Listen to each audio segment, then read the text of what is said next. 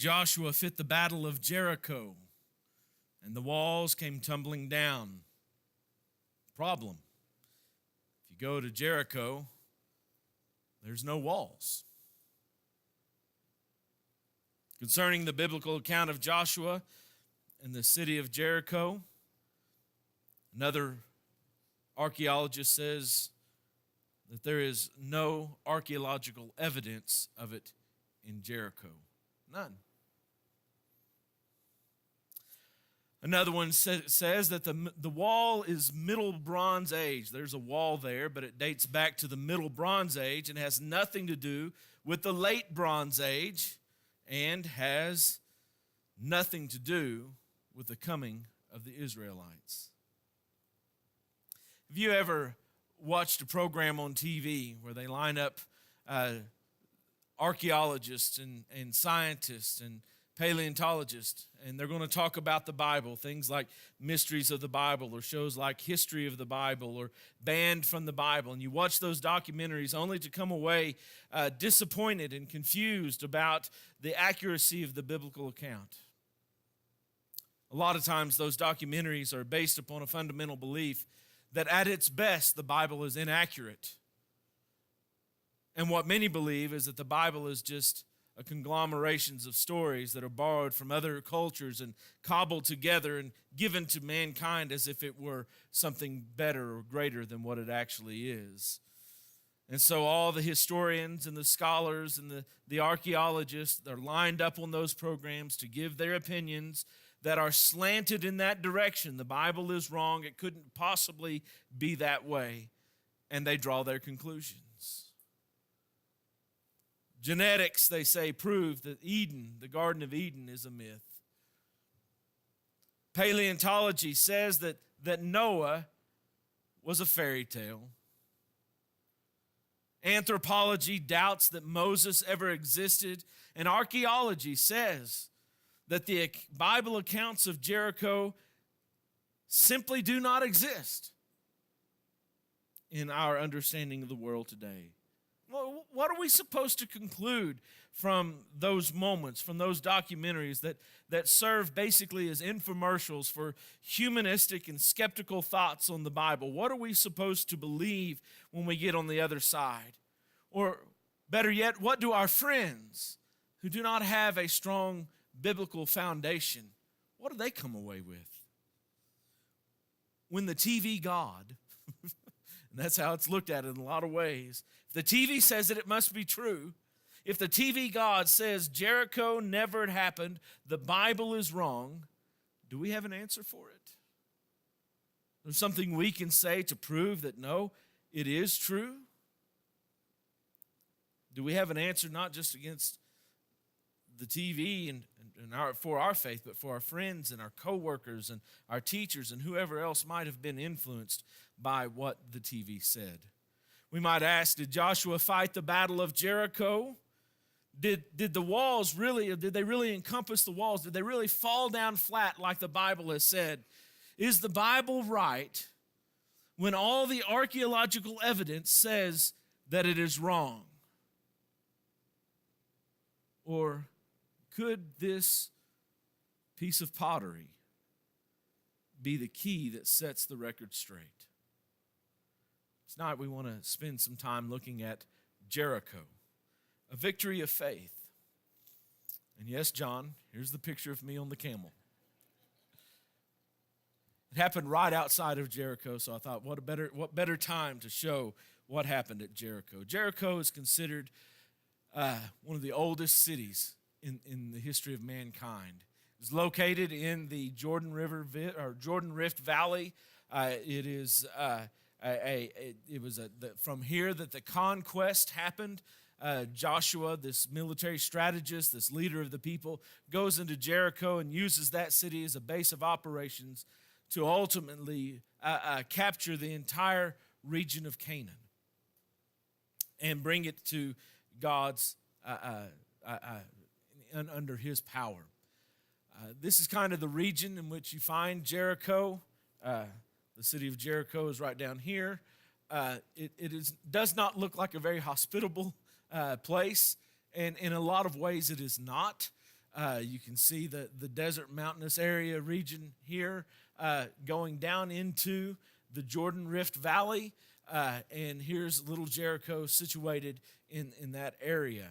There is here what is referred to as the Tell of Jericho. This is what we would know as the city of Jericho in ancient times. And you can see, even in this picture, I've zoomed in quite a bit, but there's houses and developments all around the Tell of Jericho. But the hill of Jericho itself has never been repatriated. It's never held more people. Another city has not been built there. And so, of course, you go back to the Joshua chapter 6 in Jericho, and there was a curse that was pronounced by God upon anyone who sought to rebuild the city of Jericho. A few years later, or a few hundred years later, there was a man and his sons, Hiel, who decided to try to reestablish a city at Jericho, and it was unsuccessful because God cursed them. That is what he was trying to build upon. Today, when you go to Jericho, some people say, well, look at Jericho. It's big, it's huge. That curse of God didn't last very long, did it? Well, it's because they're keeping off the part where God is talking about. They've built around it, but they've not built back on Jericho. Not only is Jericho this particular city, it is considered the oldest city in the world. This particular stone work that you see is a tower. They call it the Neolithic Stone Tower. It dates back to about 8,000 years BC. It is the oldest known man-made structure in the world. It's pretty amazing. There's nothing older man-made that we can see 8,000 years before Christ. Now, there's carvings, and you can find, people living in caves, but an actual city was Jericho. Not only is it the oldest city in the world, it is also the lowest city in the world, built at about 825 feet below sea level as it's going down toward the Dead Sea in that Jordan Rift Valley. It was a strategic stronghold for Palestine, for this region. If you held if people were coming across the Jordan River, if they were coming up from the Dead Sea, they would have to go by Jericho, which was one of the few places that had natural springs that made it the city of palms. It was an oasis in a desert. And so if you controlled Jericho, you controlled the eastern border of the land of Palestine. So it was an important place strategically. And of course, if you were going to overthrow Palestine, one of the first places you would want to take was Jericho, which is exactly what Joshua did in Joshua chapter 6.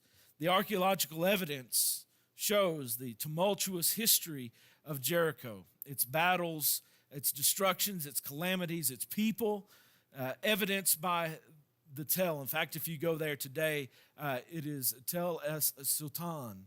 And a tell, for those of you who may not know, a tell is a hill.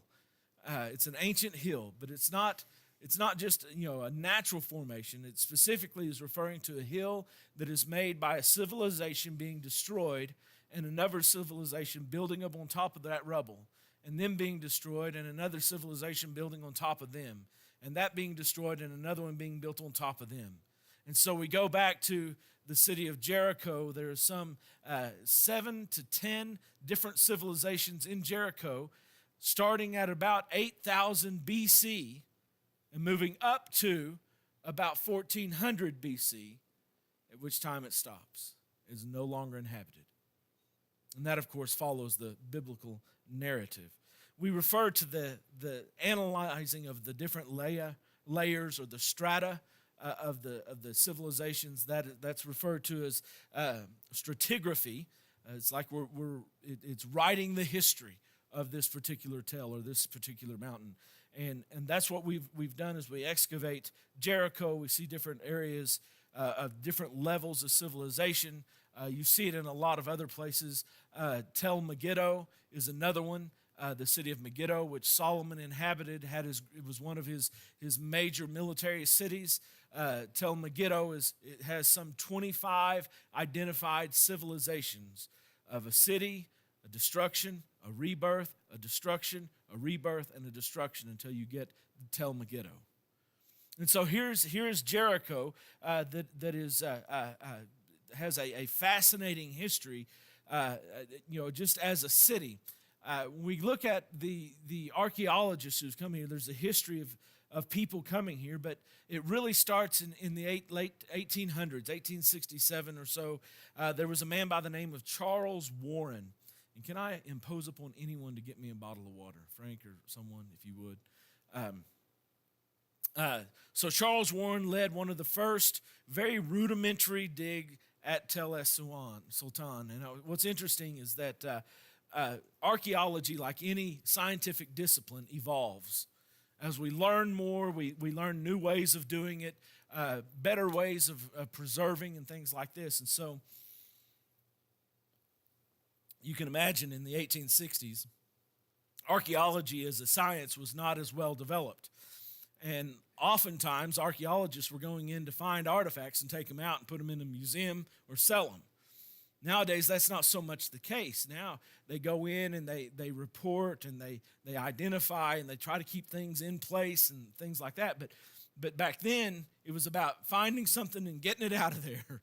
And so that's what Charles Warren did, and he was very, very good at it. And so a lot of the things that he found, he may have recorded by a picture here and there, but there's not a lot of, he didn't leave a lot of remains and find a lot of scholarly things that he left to generations behind him.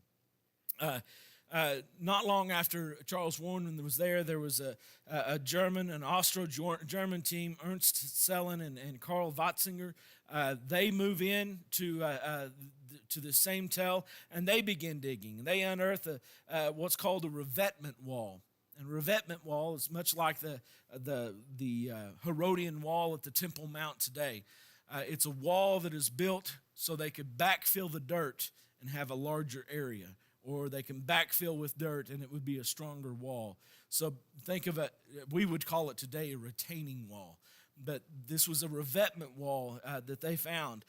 They didn't know, what to do really with it. They didn't preserve it so much. They didn't really write that much about it. Didn't really know what they had. But they concluded during their excavations that Jericho was occupied, or was unoccupied, I should say, and unfortified at that late Bronze Age, at the time that the Israelites first appeared in Canaan. And when we go back and you look at archaeology, not only do we have the Bible account that says the Israelites came into Canaan at this time, during a lot of the digs, we see the evidence of when Israel appeared. It was like an explosion of Israelites. They're not there, they're not there, they're not there, and then boom, they're there. And it was kind of exciting. And then they said, but when you get to Jericho, they're not there. Not at the time they're supposed to be. Or when they do show up, there's not a fortified city there. There are no walls for Joshua to march around. There's no walls for God to cause to fall down before them. And so they date that final wall of Jericho at about 1550 BC, so about 150 years before the Israelites show up. Then in 1930, a man by the name of John Garstang went in and began doing his excavations. And Garstang found a collapsed double city wall that he dated around 1430 to 1380 BC. He excavated residential areas that he believed was destroyed in a great battle. He concluded that the city ended around 1400 BC, contemporary with the appearance of the Israelites in Palestine. In his words, Garstang says, in a word, in all material details and in date, the fall of Jericho took place as described in the biblical narrative. Our demonstration is limited, however, to material observation. The walls fell, shaken apparently by earthquake, and the city was destroyed by fire around 1400 BC. These are the basic facts resulting from our investigations. The link with Joshua and the Israelites is only circumstantial, but it seems to be solid and without flaw. That was pretty interesting. That was great. That went back and it looked at Sellen and Watzinger's date, and he said, no, their date is wrong. The more accurate date is about 1400 BC, which is exactly when Joshua and the Israelites were knocking on the door.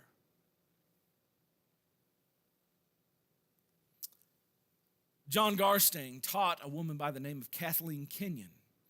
Kathleen Kenyon was not only a protege, but she became a colleague. And Garstang asked her to look over his findings. And so in the 1950s, she also went to Jericho. Spurred by her assessment of Garstang's work, she took the opportunity to start her own excavations. And she dug on different parts of the tell. And the way they would dig, they might dig over on the southwest corner for a while, and then the next season they come and they might dig on the northwest side. And so she went and she started her own excavations. And when she was finished, she said that Jericho was destroyed the last time in 1550 BC, just like Watzinger and Sellen had said. She disagreed with her former teacher, Garstang. Further, she concluded that Jericho was not inhabited at all when the Israelites supposedly fought this battle. She says, in short, there was no strongly fortified late Bronze Age city at Jericho for Joshua to conquer. The archaeological evidence conflicted with the biblical account. Indeed, it disproved it. There it is. The scholars have said it disproves the Bible's account. It's not there. And today, most leading Palestinian archaeologists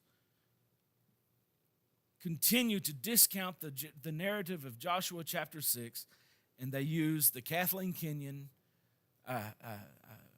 Karl Watzinger, Ernst Sellen date of 1550.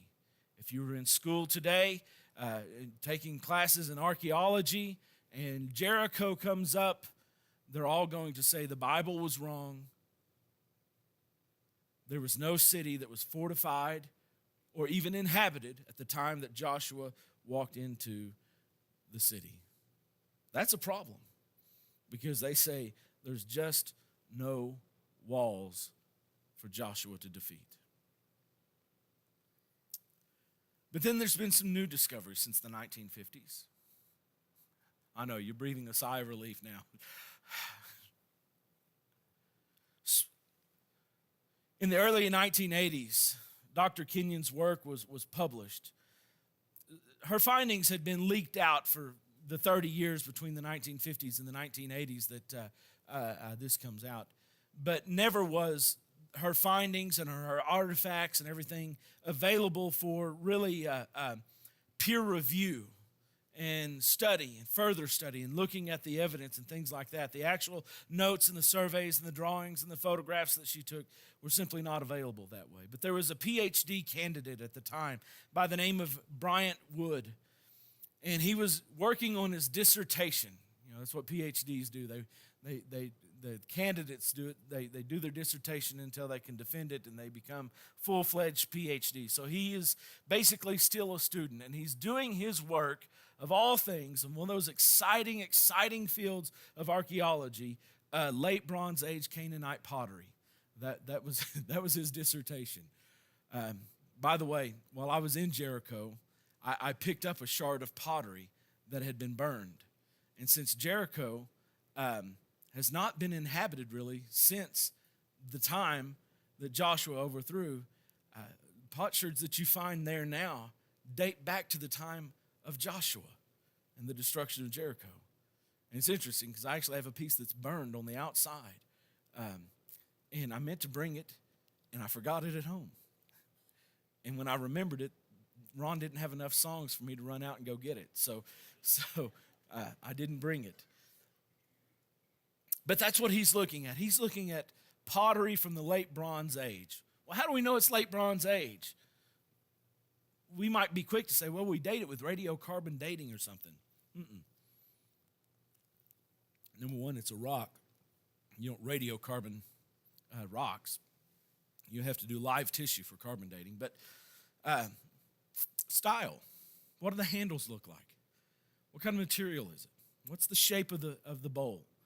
Those are the things that they're looking at to identify and date when these things appeared. And he is specifically looking at late Bronze Age, which is going to be around 1480 or so down to about 1380. It's pretty specific. It's about a 100-year span there. But all the pottery in the late Bronze Age tends to follow this same particular shape, the same material, the same style of being made, craftsmanship, and things like that. And so that's what he's writing his dissertation about. And the dude's smarticle about it. He knows what he's talking about when it comes to this particular pottery. And he decided that he was going to study the pottery that was found at Jericho. It's a novel idea. And so he wanted to look at the pieces of pottery that Garstang had brought. And so here is Bryant Wood in 1985 or so. He spends about 10 years in Jericho, and he's doing his dig. And he says, I became intrigued by a considerable amount of what appeared to be late Bronze I pottery that Garstang had excavated. And so he says that this was precisely the period that Kathleen Kenyon repeatedly said was absent at Jericho. In other words, he's saying the pottery that I saw dated to the time that the Israelites should have been there, and yet Kenyon keeps saying, no, there's no one there. There's no one there. Well, why was she saying there was no one there? Well, it was because she didn't find a certain kind of pottery there. Isn't it interesting what we can learn just by a broken piece of a pot? She was looking for a certain kind of pottery, and she didn't find it. And so Wood, however, found that pottery that she was looking for. And he found it in Garstang's archives. Garstang had collected it, and then in an effort to show appreciation to his benefactors, he sent crates and crates of this pottery to different universities and museums and institutions all throughout the world, in Europe, in the United States of America, in Israel. He just sent boxes of it. And so Wood said, I see the picture. What I'd like to see are the actual shards of the pottery.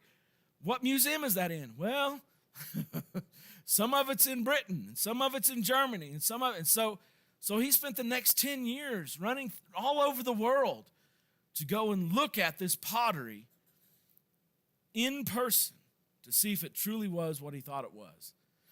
Now, here's a technical term. It was bichrome ware. Bichrome. Bi meaning two, right? Chrome, which is color. Two-color pottery. In other words, most pottery was one color. You went out, you got the clay. If it had reddish tint, that's what color your pottery was. If it had a yellowish tint, that's what color your pottery was. They weren't really painting and making two-color pottery until this late Bronze Age. And then to get it was very expensive, and it had to be imported into Palestine because they weren't doing it. But because it was known to exist in Palestine at that time, at the time of the Israelites, and because Kenyon did not find this pottery imported from Cyprus there, she said, well, they must not have been here. There was nobody here at that time. All the pottery looks like it's an older pottery from the 1500s. And so she said that's why we know that it was not there. But it's interesting. Bryant looked at it and he said Kenyon's conclusions were based not on what she found, instead on what she did not find. And so when he started looking, guess what he found? He found the pottery. He found it painted. And he found it was bichrome ware, just like Kenyon expected to find but did not find. It's because Garstang found it and he took it away. That's what I say about archaeology at the time. It was about finding artifacts and sending them to a museum, get your name stamped on it. It was taken away. The problem was he was going to these museums and there were crates of pottery that still had the shipping date of when they received it from Garstang in the 30s that had never been opened. No one else was looking at it. It was hidden away. And that's why Kenyon's date, it serves today as 1550. That's when Jericho was done. But it was based upon some false evidence and false assumptions. He would go on to say, she failed to find this expensive imported pottery in a small impoverished part of the city located far from major trade routes. In other words, you're not going to expect to find much of this in Jericho at all because they're not on a major trade route. And she was digging in an impoverished part of the city based upon the size and kind of dwellings that were there. And because it's so expensive, you wouldn't expect it to be there. Garstang was digging in a more affluent part of the city of Jericho at that time. And that's where he found the actual pottery. So what do these new discoveries tell us? After Bryant Wood, we start to see that the evidence that Jericho fell according to the Bible narrative is in place. In fact, it has the pottery, which would date it to the time in when Joshua and the Israelites entered the land of Canaan. Kenyan Cypriot pottery was found. It was local, and it favors that late bronze 1400 BC date of when Joshua came. They've also found scarab beetles. Scarab beetles, we think scarabs, we think Egypt, right? And so that's exactly what they were. They were burial beads that had the names of pharaohs and when they reigned. And they're found, they're found from dating from about 1503 to about 1380 BC. In other words, the names of the pharaohs ruled at the time that the Israelites were coming back into the land of Israel. That seems to suggest that it was at least inhabited during the late Bronze Age and that they were contemporary with the conquest. Radiocarbon dating. This is where everyone goes. Oh, you got to go to the radiocarbon dating. There were charcoal that was found and was dated. And the charcoal was dated to about 1500 plus or minus 140 years. So okay, we're not at 1500. The Israelites don't come until 100 years later. But what's the margin of error? 140 years. They found grain, pieces of grain, some of which dated to 1400, and some of which dated to 1500. Again, plus or minus 140 years or so. What other evidence is there? Well, to me, one of the biggest is the details of the Bible. It's not like the statement is Joshua went in and conquered the city of Jericho, and from there went on to conquer the rest of the land of Palestine. That's not what it says. It was very specific on what happened at Jericho with them marching around the city one time for 6 days and then 7 times on the 7th day, and then the blowing of the trumpets and the walls falling down and the Israelites rushing the city and dedicating to death everything that they found in the city. And there was a prohibition against taking any spoils. Everything was supposed to be burned. These details actually line up perfectly with what we've found archaeologically speaking. The truth is, I think, is in those details. This is supposed to be a heavily fortified city. This is actually a picture of the revetment wall, in which the dirt was built up on the back side of it. This was the front of the revetment wall. It was basically the foundation of the walls of the city of Jericho. Think of it this way. You can imagine here's the revetment wall here, and then the dirt backfill here. And then what they found on top of that are these parapet walls, double city walls. These are what Garstang found. And you remember what it says about Rahab, where her house was? It was in the city walls. You know what they found in between these walls? Homes. And they're all destroyed. But there's one segment of this parapet wall in the city that was not destroyed. About the size of a house. What does the Bible say happened to Rahab's house? it was spared. I walked all the way around the tell. There's only one very small section of this wall standing, and it has a house attached to it.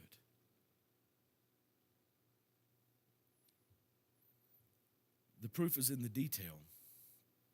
Not only was it a heavily fortified city, but it was the mud brick parapet walls that you saw on the top. They were there. Not just the stone walls, but they were made of mud brick. Now, what happens to mud brick over time with rain? It erodes. But there's still some there. What's interesting is how they found it. So here was the drawings that the archaeologists actually put together. This is that revetment wall, and this is the dirt backfield that we were looking at.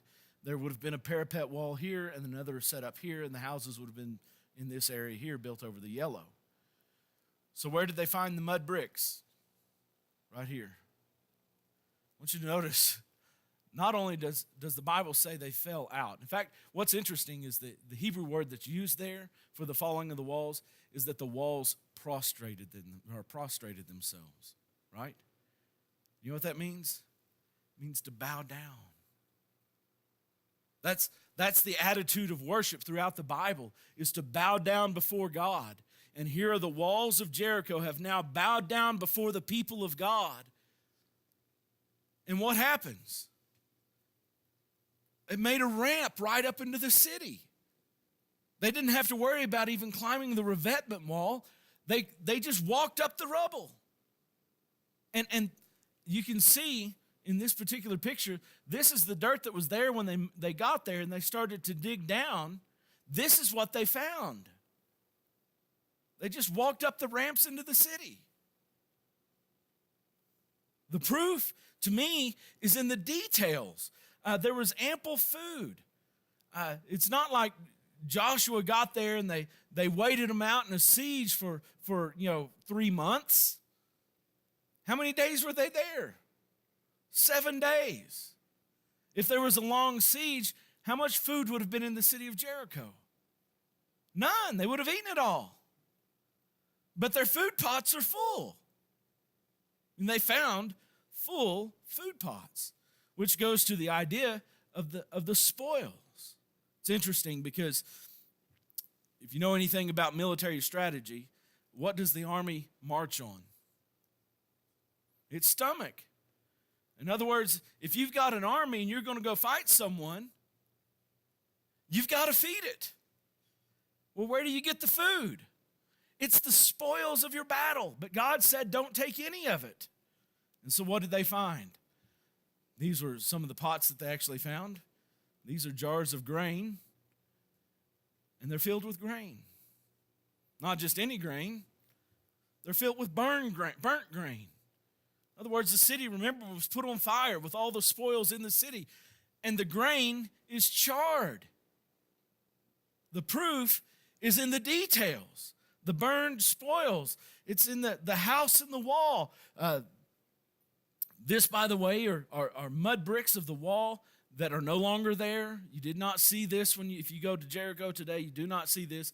This is an image from the work of Garstang from the 1930s. But you can see the walls, the two walls, the one up top and the one on the bottom, and all of these are homes that are built in the city wall. The proof really is in the details. In fact, the curse itself is observed. We know that about 500 years later, the Bible tells us that Hiel went to rebuild the city of Jericho. This is 1 Kings 16 and verse 34. And he and his son are cursed sons are cursed because of it. That's part of the detail from Joshua 6 and verse 26. Look, these details are important.